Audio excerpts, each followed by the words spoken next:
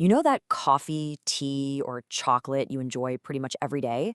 Well, that simple act connects you to a massive global system of farmers. But there's a story behind those products that we almost never see, a story about the hidden economics of survival. And when you really start to look at the numbers, you realize just how huge this story truly is. Just think about this number for a second. An incredible 125 million people around the world earn their living from growing and processing coffee. That's it, just coffee. And if you add in cocoa and tea and all the other tree crops, that number gets way, way bigger.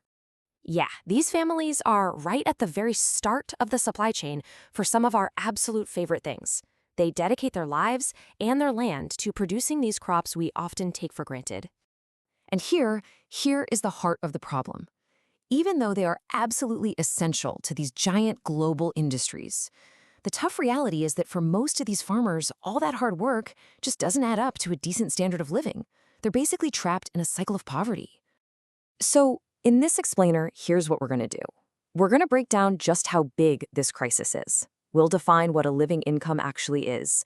Then, we're going to look at the data to see why the simple, obvious solutions don't actually work.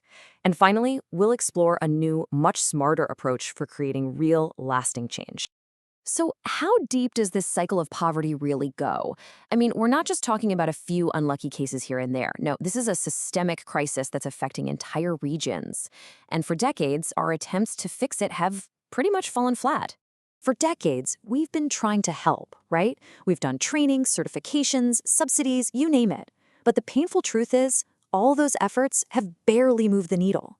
They've had, at best, a really limited impact on what a family actually takes home at the end of the year. So, to really understand the gap that we're trying to close here, we've got to move past the old ideas about poverty. We need to talk about a much more powerful concept, a living income. So, what is it exactly? Well, a living income isn't just about not starving. It's the actual amount of money a family needs in their specific town or village to live a decent, stable life. It's really a benchmark for dignity, not just bare bones survival. And what does decent even mean? Well, it's not just the bare minimum. We're talking about nutritious food, proper housing, being able to see a doctor, sending your kids to school, and this part is absolutely crucial, having a small buffer for emergencies. So that one bad harvest or a sudden medical bill doesn't throw the whole family into crisis. Okay, so here's the bottom line. That familiar World Bank poverty line, the one that's often around $2 a day, that's a measure of extreme, desperate poverty.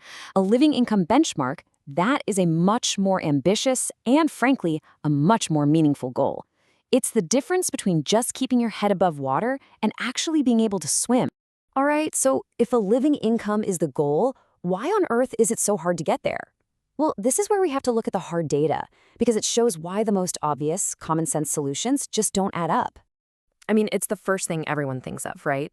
The price of coffee or cocoa is too low, so let's just raise it. Problem solved. But is it really that simple? Okay, now this is where things get really counterintuitive. The data here is modeling a massive 50% increase in the price farmers get. You think that would fix it, right? But just look at the bars for cocoa in Ghana and Ivory Coast, or tea in Kenya. Even with that huge price jump, a massive chunk of farmers, that's the red and blue sections, would still be below a living income. Why? Because the poorest farmers produce the smallest amounts of coffee or cocoa, so even a big price increase gives them a very small boost. Okay, so if higher prices aren't a silver bullet, what's the next logical step? Let's just help farmers grow more on the land they already have. Makes sense. And the potential here looks enormous. This chart shows the gap between what farmers are currently producing, those are the blue bars, and what's actually possible. But here's the trap. To close that gap, you need to invest. You need fertilizer, better plants, more labor, and those are all investments that the poorest farmers, the ones who need it the most, simply can't afford to make. And this brings us to the final, really tough structural problem. This data from West Africa and Kenya is crystal clear. The farmers who are deepest in poverty are consistently the ones with the smallest plots of land. I mean, when your entire farm is only half a hectare, there's a hard mathematical limit to what you can possibly earn, no matter how productive you are.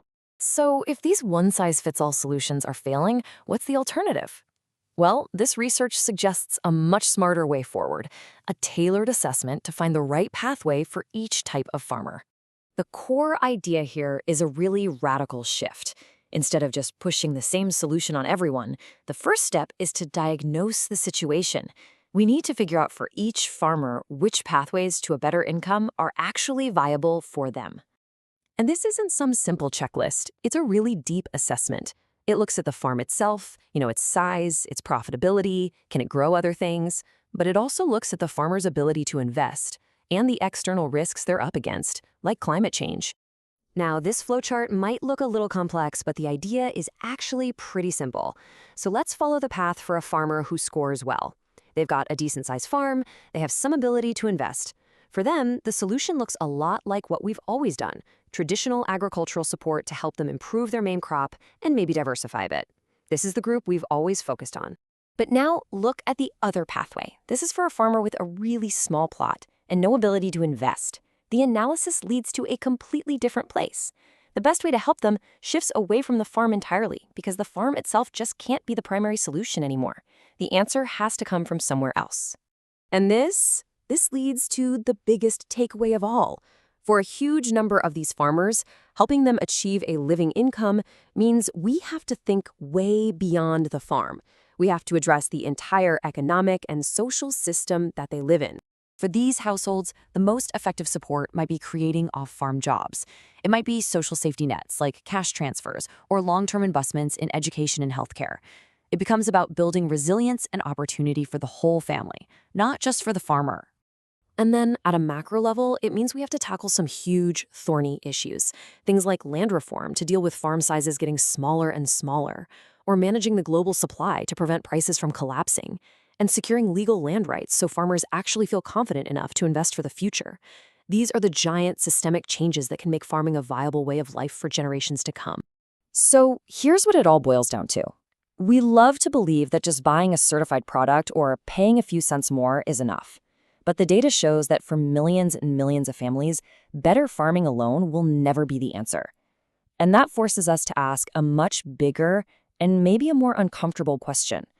What is our role as consumers, as citizens, in building a more equitable system from the ground up?